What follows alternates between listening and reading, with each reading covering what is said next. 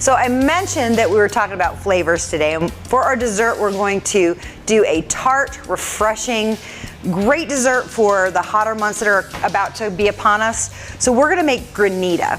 Granita is like think of like a snow cone, except we're gonna flavor the ice before we start to shave it and create that kind of fluffy texture. So we're gonna take some water,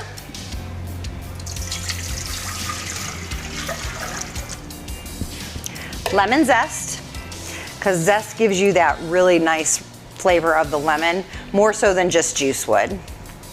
And we are going to juice our lemons.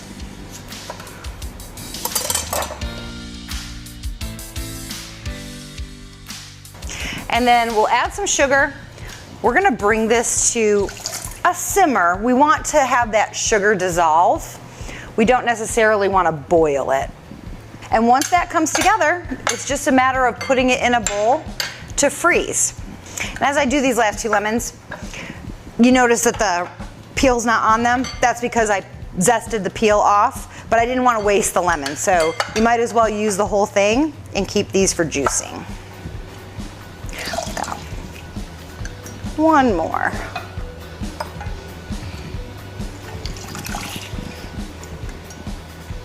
Super easy dessert. I think the most complicated thing is as it's freezing overnight, we need to check it and kind of scrape the ice particles as it starts to freeze so it doesn't freeze into one whole solid block.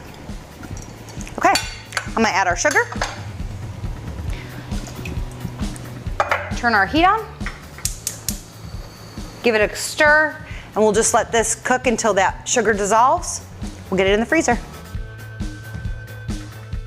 So I like to be fancy, and instead of just doing a lemon granita, I think we do 2 layers and we do some strawberries. So to do that, I'm going to take these strawberries, put them in a food processor with a little bit of sugar and make a puree. That sugar should be dissolved, and we'll get them in the bowls and we'll get them in the freezer.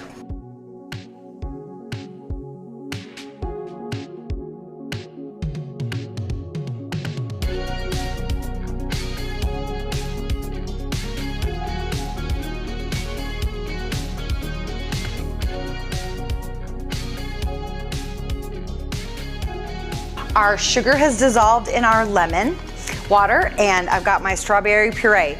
You'll notice I'm using glass bowls.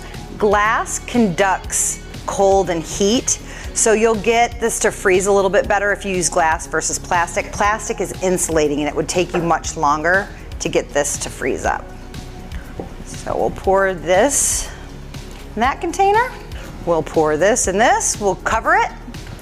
Now, once this goes in the freezer, I mentioned earlier, we don't want it to just sit overnight and become one big solid block of ice. Every once in a while, so maybe start it a little bit earlier in the evening so you're not having to get up in the middle of the night, go ahead and open these containers, and the ice that forms on the top, you'll just kind of want to scrape it and mix it back into the liquid. And as you do that, it forms those ice crystals and creates that texture of a granita. So because this takes a while for it to freeze and get the texture that you want, I went ahead and made some yesterday. So we've already got it ready. And I just think this is gonna be so pretty with the yellow and the pink. So I'm gonna layer it. And you can kind of see it's just an icy texture. Almost like a sorbet. Just nice frozen fruit and fruit juice. This is a deeper glass. You could use a sundae cup. I wanted to use something that you could see the layers in. Let's put our lemon, and you can kind of see how it's kind of like a snow cone, like shaved ice, or scraped ice in this case. So we'll layer that on top. Perfect for summertime. And I don't know about where you are, but we're in Dallas, and yesterday it was 92 degrees, so I'm ready for some granita. And then to make it pretty, maybe put a couple lemon wedges. You could put a strawberry. I've got some mint. Beautiful, warm weather dessert.